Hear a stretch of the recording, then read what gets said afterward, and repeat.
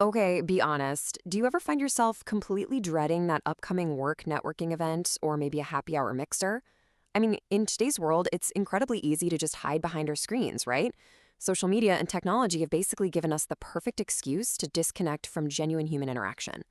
And as a result, a lot of us feel completely lost when we're suddenly forced into a room full of people. We feel awkward, kind of out of place, and totally unsure of what to say. But what if I told you that you could actually hack those social situations using real, proven science? Well, that brings us right to today's explainer, where we are breaking down the absolute core concepts of Vanessa Van Edwards' book, Captivate, The Science of Succeeding with People. You know, Vanessa herself used to be incredibly socially awkward, but instead of just shrugging her shoulders and accepting it, she decided to methodically study social dynamics. She literally turned socializing from this mysterious innate trait into a highly predictable science. So this isn't about learning a couple of cheap magic tricks to fool people into liking you. No, it is a highly structured, scientifically backed approach to mastering social dynamics. All right, let's take a quick look at the roadmap we're going to use to master these social hacks. We'll start with Section 1, the science of socializing. Then we'll map out the critical timelines of any relationship. Section 2 is the first 5 minutes, Section 3 is the first 5 hours, and we'll wrap up with Section 4, the first 5 days. So let's jump right in. Section 1, the science of socializing. You know, there's this massive misconception we all carry around that charisma is just something you're born with. Society kind of tells us there are social people and non-social people, but the source material makes it crystal clear. Relying on magical thinking, just crossing your fingers and hoping you'll magically wake up charming one day, simply does not work. You have to replace that with scientific practice. You're going to learn specific social tips, hacks, and challenges today, but you actually have to do the work. You've literally got to put in the reps. You can't just passively listen to this explainer and expect a miracle. You have to memorize these tools, reference them repeatedly, and purposefully inject them into your day-to-day life. Because look, human connections don't just happen out of nowhere. They form through a very deliberate, time-based progression. First, you start the relationship in the first 5 minutes. Then you grow it over the first 5 hours. And finally, you keep and cement that relationship over the first 5 days. Which brings us to Section 2, the first 5 minutes, making that crucial initial contact. Okay, when you make that very first contact, whatever you do, do not put on a fake front. People can smell it from a mile away.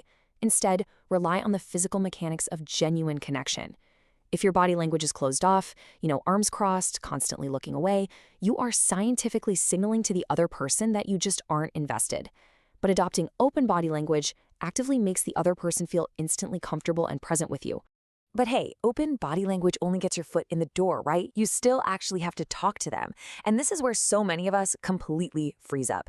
The big hack here is to completely ditch predictable, boring small talk. I mean, if you say the exact same things everyone else says, there is no way you're going to be memorable. Instead, prepare unique conversation sparkers ahead of time.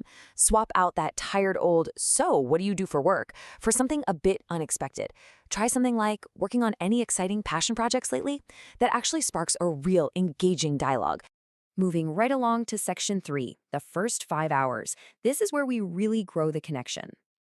And to do that, we actually start with a magic number, 7. According to the research, there are exactly 7 basic facial expressions that humans use to display their emotions. And if you want to succeed socially, you absolutely need to memorize what these 7 expressions look like. Because once you learn to decode those expressions, like spotting the tiny, subtle clues of joy, anger, or sadness, you gain the ability to accurately read a person's current mood in real time. Are they secretly annoyed? Are they genuinely delighted? By reading their data, you know exactly how to pivot to make them more comfortable. It's almost like a superpower. Now, here's an absolutely crucial point. You cannot approach everyone as if they operate exactly like you do. We all have different love languages, or in a broader workplace sense, appreciation languages. Some folks feel valued through gifts, others through a pat on the back, and others need words of affirmation. To truly grow a connection in those first 5 hours, you must learn to spot the other person's specific appreciation language and communicate with them on their terms, not yours. And you know what's a huge part of communicating on their terms? Fulfilling one of the most basic human needs out there, the need to be truly heard. The source material suggests a brilliant little exercise for this. Practice going completely silent for a set period during a conversation. Just force yourself to stop waiting for your turn to speak and instead actively listen. Going silent forces you to focus entirely on the other person, and man, that makes them feel incredibly valued. But listen, all of this effort, it's completely wasted if you're just in the wrong setting. You've got to optimize your environment. Go to the places and events where you naturally succeed and thrive. If there's an environment that constantly makes you anxious or uncomfortable, just don't go. You aren't going to perform well anyway. And the exact same logic applies to people. If someone is toxic, do not waste your precious energy trying to establish a connection. Just move on. Protect your social energy. All right, section 4, the first 5 days, how we actually keep the relationship going. So, the absolute most effective way to keep a relationship and remain memorable in someone's mind? It's storytelling, hands down. Humans are literally hardwired to connect through stories. A bulleted list of facts about your weekend is going to be forgotten in an hour, for sure. But a well-told story, they'll remember that for years. But please, don't try to invent some captivating, Oscar-worthy story on the fly while you're nervously gripping a plastic cup at a mixer. You need to prepare. Step 1, use prompts to dig up interesting personal anecdotes from your past. Step 2, structure that narrative beforehand so it actually has a clear, engaging flow. And step 3, simply have these structured stories ready to go in your back pocket.